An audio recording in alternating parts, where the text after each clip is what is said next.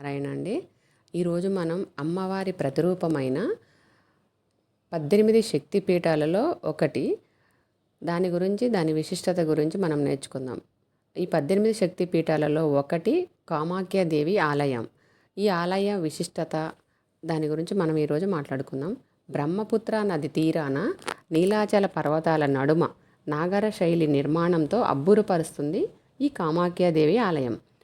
అస్సాంలోని గువాహటీలో ఉండే ఈ ఆలయాన్ని ప్రేమకు అందానికి అధిపతి అయిన మన్మధుడు నిర్మించాడని ఒక పేరు.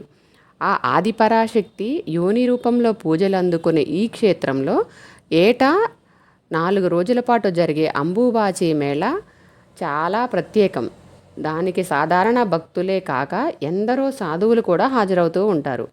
అంబుబాచి మేళ కామాఖ్యాదేవి ఆలయంలో ప్రతి సంవత్సరం జూన్ మాసంలో చాలా అంగరంగ వైభవంగా జరుగుతూ ఉంటుంది. అంబు అంటే నీరు, బాచి అంటే పారడం అని అర్థం. సాధారణ మహిళల్లానే ఇక్కడ కొలువైన అమ్మవారికి నెలసరి వస్తుందని ఓ విశ్వాసం. అందుకే ఆ సమయంలో తెల్లని వస్త్రాన్ని గర్భగుడిలోని విగ్రహానికి చుట్టి 3 రోజుల పాటు ఆలయాన్ని మూసేస్తారట. 4వ రోజున ఆలయాన్ని తెరిస్తే ఆ వస్త్రం నెత్తురితో తడిసి ముద్దైపోయి ఉంటుందని వారి నమ్మకం. తర్వాత పూజారులు ఆలయాన్ని శుభ్రపరిచి అమ్మవారికి పూజలు నిర్వహించి అప్పుడు దర్శనానికి అనుమతిస్తారు. ఇంకా ఆ వస్త్రాన్ని చిన్న ముక్కలుగా చేసి భక్తులకు పంచిపెడతారు. 4వ రోజున దేవిని దర్శించుకుంటే కోరుకున్న కోరికలు నెరవేరి సకల శుభాలు కలుగుతాయని నమ్మకంతోనే ప్రపంచవ్యాప్తంగా దాదాపు 20 నుంచి 30 లక్షల మంది భక్తులు ఈ మేళాలో పాల్గొంటారు. అంబుబాచి మేళా సమయంలో బ్రహ్మపుత్ర నది కూడా ఎరుపు రంగులోకి మారుతుందని చెప్తుంటారు అర్చకులు.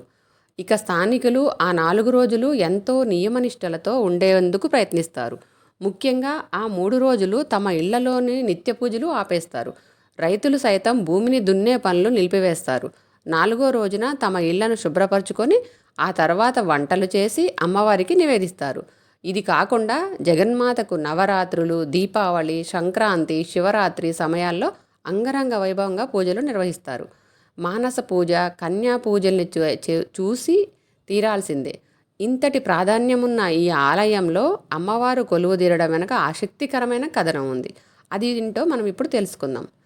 స్థల పురాణం. ఒకసారి దక్ష ప్రజాపతి ఓ యజ్ఞాన్ని తలపెట్టి కుమార్తె అయిన సతీదేవిని అల్లుడైన పరమేశ్వరుణ్ణి ఆహ్వానించలేదట.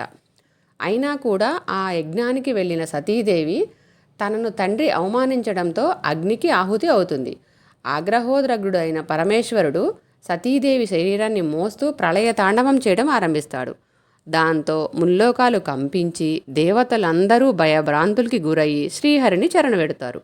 అప్పుడు విష్ణుమూర్తి తన సుదర్శన చక్రాన్ని సంధించి దేవి శరీరాన్ని ఖండించడంతో ఆ భాగాలు పలుచోట్ల పడి శక్తిపీఠాలుగా మారాయని పురాణాలు పేర్కొంటున్నాయి. వీటిల్లో అమ్మవారి యోని భాగం ఇక్కడ పడిందని చెప్తారు. కామాఖ్యాదేవి ఆలయాన్ని చేరుకోవడానికి ఎలా చేరుకోవాలి అనేది మనం ఇప్పుడు తెలుసుకుందాం. కామాఖ్యాదేవి ఆలయానికి విమానంలో రావాలనుకునే భక్తులు గువాహటి అంతర్జాతీయ విమానాశ్రయంలో దిగాలి. విమానంలో వెళ్ళాలి అనుకున్నవారు అక్కడ నుంచి దాదాపు 20 కిలోమీటర్ల దూరం ప్రయాణం చేస్తే అక్కడ ఉంటుంది కామాఖ్యాదేవి ఆలయం. లేదు ట్రైన్లో వెళ్ళాలి అనుకునేవారు కామాఖ్య జంక్షన్లో దిగాలి అస్సాంలోని. అక్కడి నుంచి 20 నిమిషాల దూరం ఆలయానికి చేరుకోవడానికి. ఇలా ఈ కామాఖ్యాదేవి ఆలయాన్ని దర్శించుకొని తల్లి ఆశీర్వాదాలు పొందాలని కోరుకుంటున్నాను. జై శ్రీమన్నారాయణ. కామాఖ్యాదేవి ఆలయం ప్రతి సంవత్సరం జూన్ మాసంలో ఇప్పుడు అంగరంగ వైభవంగా జరుగుతూ ఉంటుంది.